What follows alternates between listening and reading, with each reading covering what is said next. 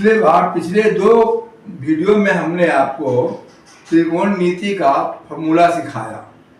अब सवाल पर आइए देखते हैं। अभी मैं पढ़ा रहा हूँ बिहार बोर्ड के लिए, ऐसे सीबीएसई में भी अब बिहार बोर्ड में भी। एनसीईआरटी के बुक दोनों में सिमिलर ही है, कोई अंतर नहीं है, एक भी क्वेश्चन अंतर नहीं है। अंतर क्या है?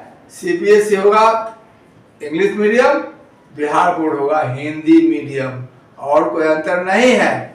क्वेश्चन सीखने प्रयास कीजिए। एनसीईआरटी बुक है, एनसीईआरटी है 8.1 एक्सरसाइज है, क्वेश्चन नंबर 1 है। देखिए क्या क्वेश्चन लिखता है, एक त्रिभुज एबीसी में जिसका बी कोण समकोण है। बनाइए त्रिभुज एबीसी, बनाइए। एबीसी बन गया, बी कोण 90 का है, जब 90 का तो ये हो गया, सीधा बात। AB 24 है, AB है 24 और BC 7 है। दो को दिया है तो कर्ण तो निकालने पड़ेगा आपको। H बराबर P² प्लस B² का रूट। P का मान 24 का स्क्वायर, 7 का स्क्वायर, 24 का स्क्वायर 576, 7 का स्क्वायर 49, जोड़ के आया 625, रूट हो गया 25। आप लोगों से बोलना है कि आप लोग जो 9th-10th में है तो कम से कम 11 से 35 तक का स्क्वायर जरूर याद कर लीजिएगा, बहुत हेल्प मिलेगा काफी।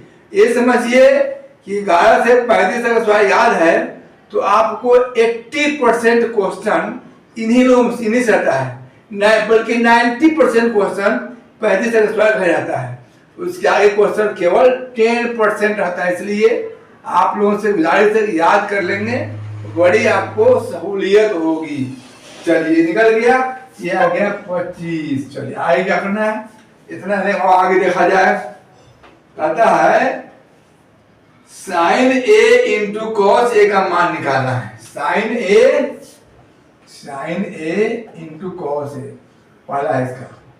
तो आपको ये जानना है, पहले ये जानना जरूरी है पहले कि फॉर एंगल ए, चाहे एंगल ए के लिए, देखिए ध्यान से, हमने सिखाया आपको कि एच तो हो गया तो कोई लफड़ा नहीं है। ये एक्यूट एंगल ले रहे हैं, इसके लिए हमें P का मान एक्यूट एंगल का अपोजिट मतलब 7, और B का मान 24, H का मान तो 25 ही है। ये नहीं समझेंगे तो सवाल समझ में नहीं आएगा। इसलिए हमने पहले बताया आपको कि 90 के सामने H, एक्यूट एंगल के सामने P, अब बाकी तीसरा साइड B। तो ये जान गए, लिख लीजिए। अब आइए साइन ए निकालिए। साइन ए P बटा H, P का मान 7, H का मान 25, कॉस ए निकालिए।